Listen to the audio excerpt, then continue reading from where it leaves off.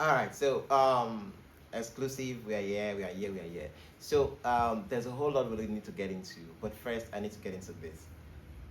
This was one of the um, if you don't give us, how would we take it, kind of thing. So Royce Keys, formerly known as Powerhouse Hobbs in AEW, made his debut at Royal Rumble in WWE, Saudi Arabia, the show, the past paper premium live event. And his debut was one of those ones that everybody was like, oh, Ross Keys is done with AEW, he's coming to WWE.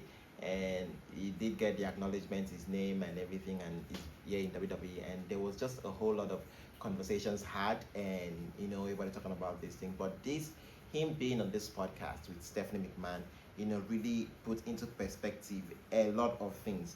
Personally, for me, like I listened to JD's review on SmackDown, and he said, and he had some things about it, like this particular sit down with Stephanie McMahon did so much for Royce Keys in terms of like fans' perspective, how we see him and how we take to him, than we ever got with him being in the AW for 6+ years.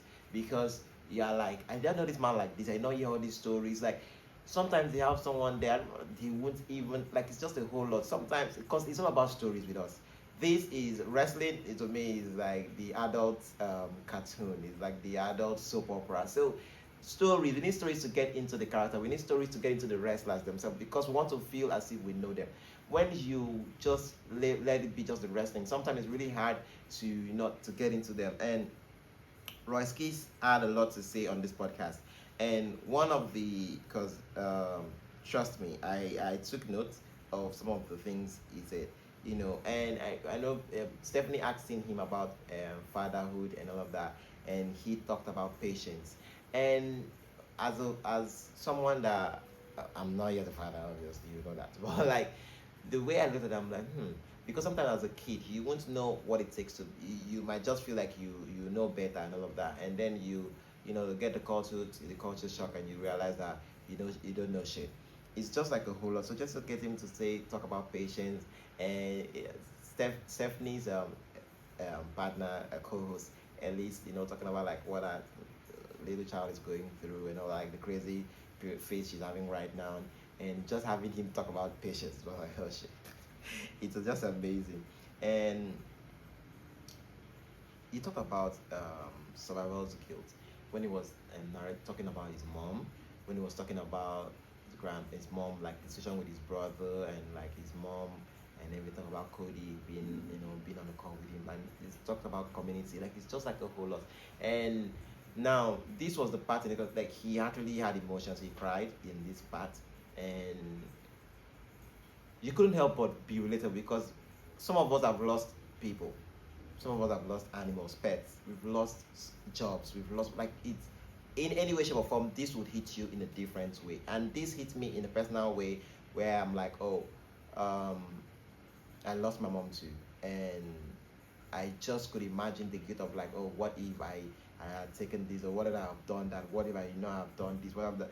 Is you have all of these to deal with, and him talking about that and saying some of those guilt. And this is a shout out to like Stephanie, Elise, like the crew, the whole team at What's Your Story, for how they hold space for the guests, cause like I'm not sure it'll be different if because you can still take Royce Keys and put him in another setting and might not get all of this.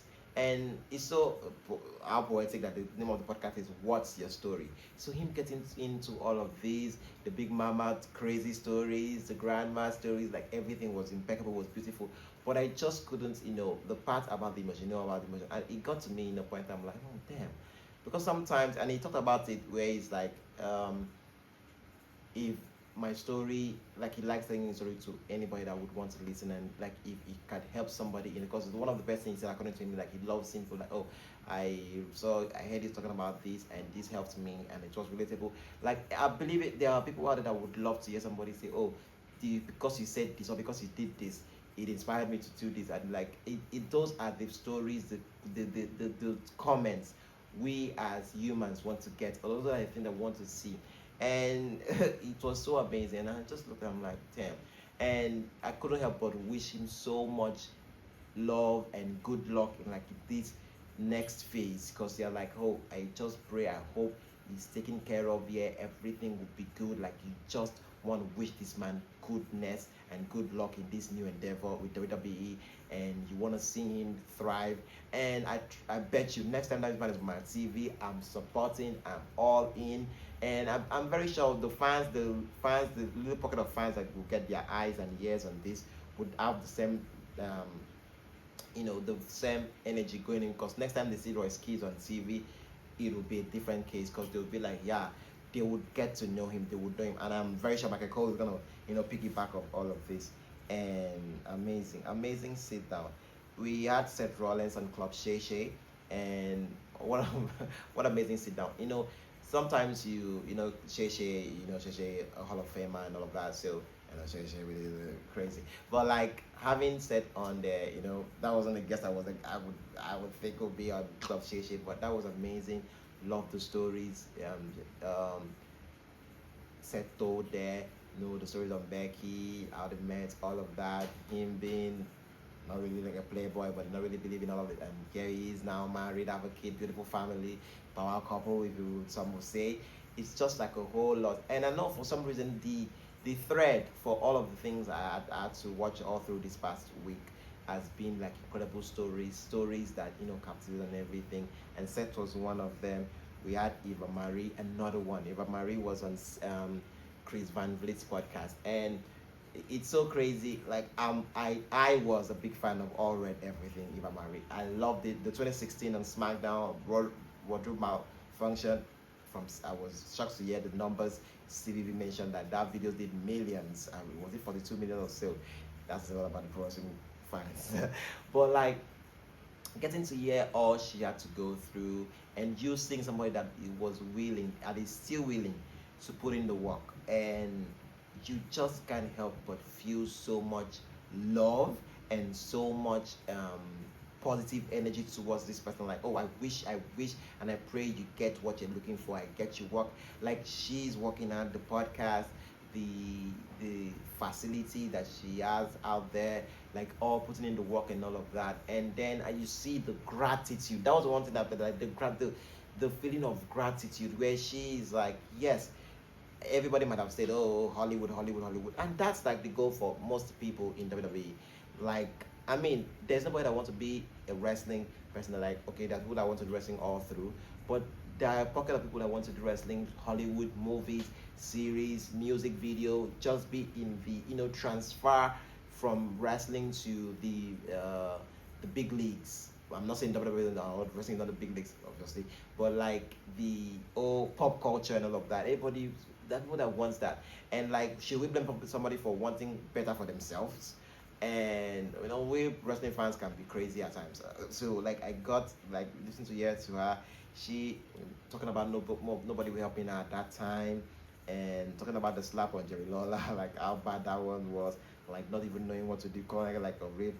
Like, I really came off the podcast really liking Eva Marie, the woman, like Eva Marie, the woman, not the character, because like the character was what the character was, and like I'm like, if this is who the person is, then when next we get to see this character on TV, wherever else she finds herself, the energy and this thing would be vastly very different, because you are looking at this in a way that says, I understand that you had a tough time. I understand that you put in the work.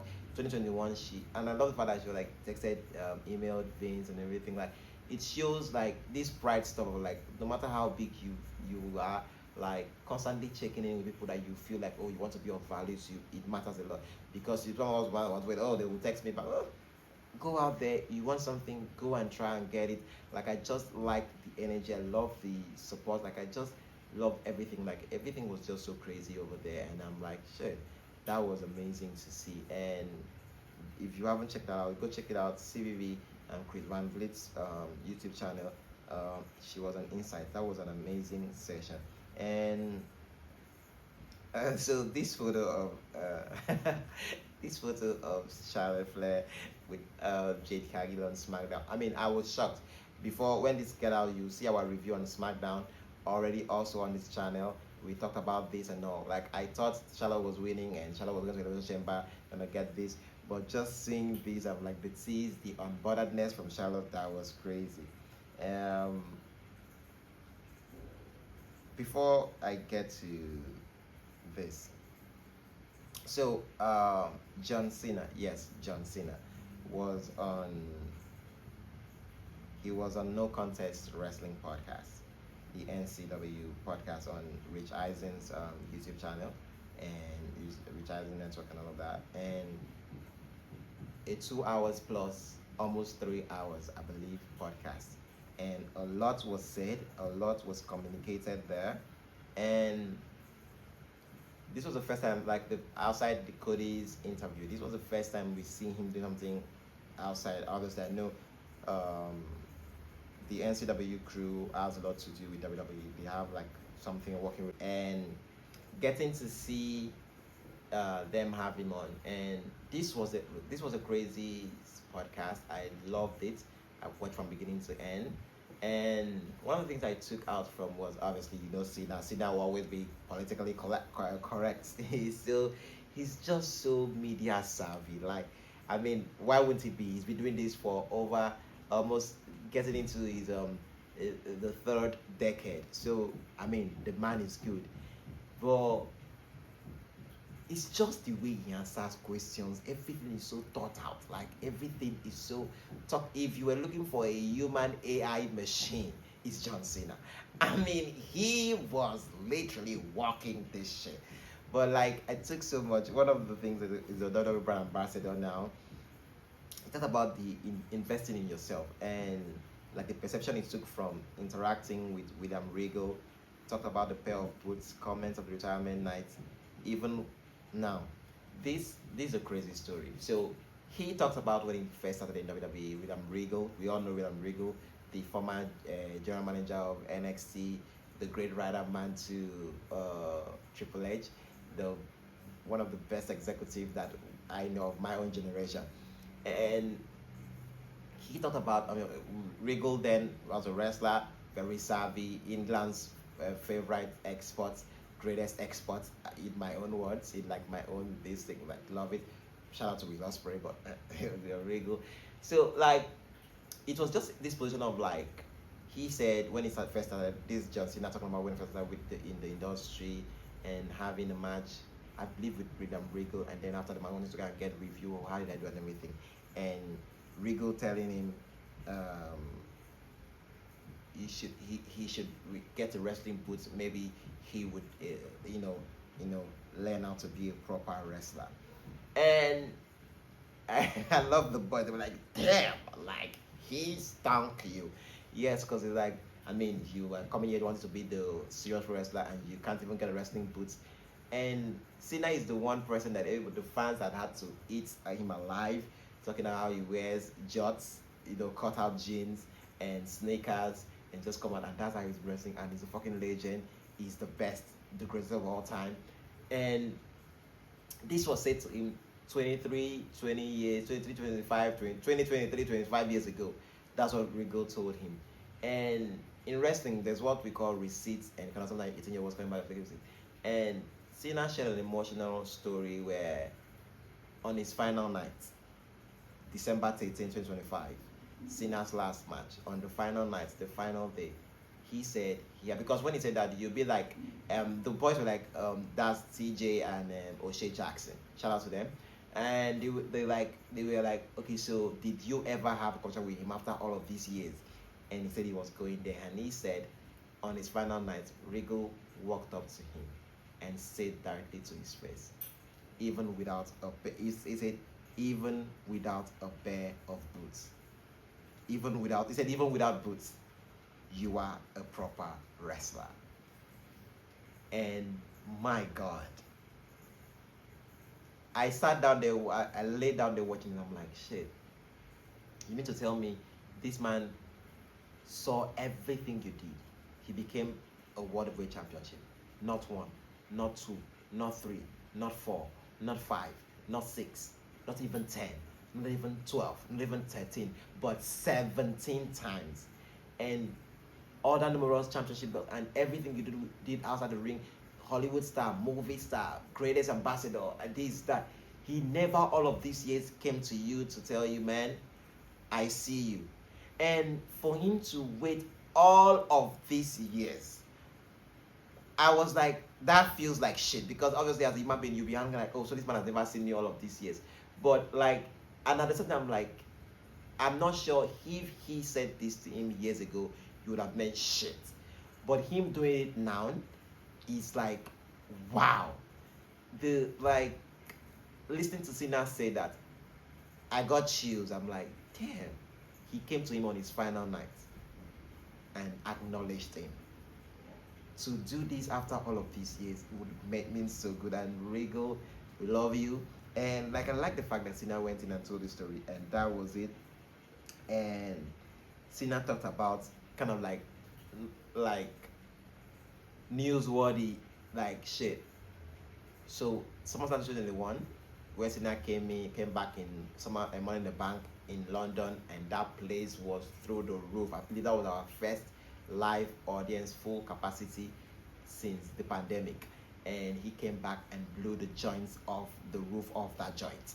And the O2 was buzzing. Cena came back and he went after Reigns, telling Reigns, I know you say I'm washed, I'm this, I'm that, I'm Hollywood, I'm this and that, I'm what I despise, but I just need to do just one thing, and that is make sure that your back is on the ground for 1, 2, 3. And Cena talked about how everything was supposed to go different than we saw it, and we were supposed to see Cena win the championship that night, up until somebody became available, and we knew who was available, who came back a night after that. Oh shit, that was Brock fucking Lesnar. Came back on that night on SummerSlam, and because of Brock being available and coming back, everything was switched back, and the build to the next year's SummerSlam, where Roman and Brock had that incredible match. So it's like, wow, the reign would have been cut short there, and I'm like, he was supposed to win 17, and I'm like, okay, yeah, that was crazy. He talked about sometimes you do not know what someone else is looking for. Justina on the O'Shea Jackson situation, and like this was O'Shea Jackson talking about, like, he doesn't watch roles that he wanted to be on and did not get it, would not watch that movie, something like that. And Cena was able to open up and share the story on that and all of that, and this is why you might not have been taken and all of that. And this was a part where like I got lessons from, because I'm like, sometimes somebody might do things to us and we feel so bad, we hate them, we do this, okay, not use hate, let's say dislike, and you don't want to do shit like you're just pissed, you're this, you're that, and all. And like him giving that perspective, like sometimes you just might not know like what somebody else is looking for, and the no sucks nonetheless. The no definitely sucks, but at the end of the day, like, it's just a no. It doesn't have anything to do with you, but almost sometimes we used to personalize it, and I mean, we are human beings, right? So like, I just like the fact that he went all in on this, and this was just amazing. This sit down was amazing. He believes in We're talking about collaboration, like you can evolve or just be a dinosaur. Like, he talked about Shawn Michaels' advice to him, so he constantly wants to up his game, constantly wants to improve. I'm like, if John Cena, the greatest of all time, is saying this, who am I? So even with all the things I have to deal with, even with all the shit I had to eat, like, crazy. So Rusev was on CBV's podcast, and sometimes desire ain't enough for dreams. Yeah, Rusev I was amazed. This was another one that I really loved, and he showed great personality. I loved what I got to learn from him, and him talking about, like, you see how, like, the advice stuff about John always advising to always keep his ears open, always be able to be coachable. Like, that's just enough for you. And Rusev also talked about, like, desires and dreams, and how desires should always outwork dreams. Like, to get the dream, you need to work so hard. Sometimes you don't want to be here, but you have to just fucking do it. And I'm like, I could just fuck with that so well. And it was just amazing. But one of the shout outs will be to the Pivot family, the Pivot podcast. So they had Gary V on, And one of the things that Gary Vee said on this podcast that really got to me was, shortcuts is the easier way to lose.